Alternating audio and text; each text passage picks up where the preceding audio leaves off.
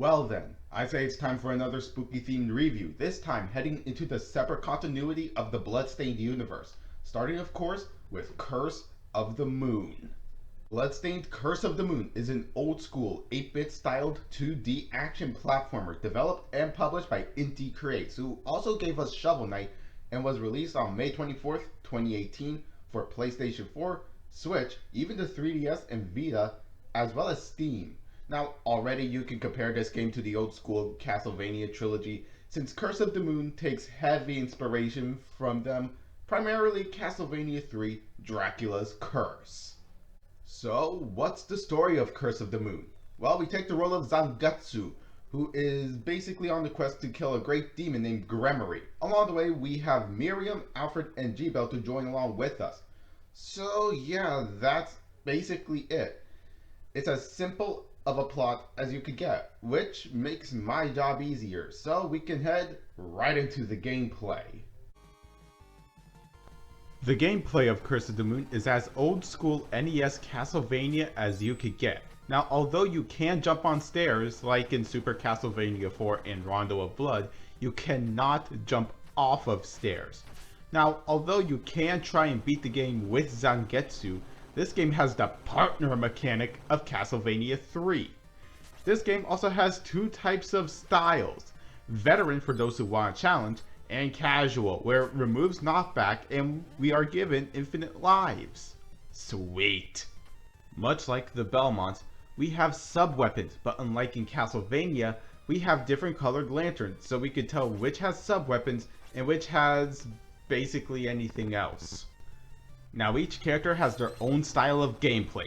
Zangetsu has a really pathetic short sword, which is a shame since he uses the Zangetsudo in Ritual of the Night, and that has a longer range than this. Miriam's last name might as well be Belmont, since that is exactly how she plays, with a whip that has an incredibly long range as well as the highest jump out of all the characters. Alfred is the Sypha Belnades of the game, with an even shorter range than Zangetsu's sword, but also has the least amount of health out of everyone, but makes up for magic. G-Bell is the Alucard of the game, so while G-Bell doesn't fire his balls, he fires 3 bats like a shotgun on top of being able to turn into a bat. Overall, the gameplay of Curse of the Moon is magnificent. So magnificent that I even beat the game to 100% completion. On top of great gameplay, we also have the soundtrack done by the composer of the Castlevania series, Michiru Yamane.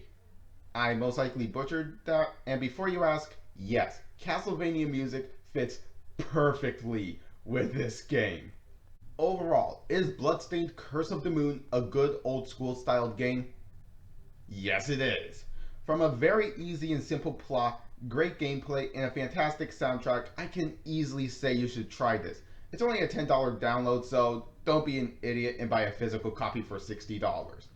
So with all that in mind, I am giving Bloodstained Curse of the Moon a perfect 10 out of 10.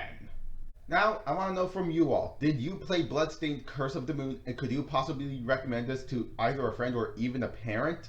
Leave your answers in the comments below. Give this video a like if you enjoyed it, and while you're here, consider subscribing to stay tuned when I upload a new video. As always, my Twitter, Instagram, and Game Jolt pages are links down below.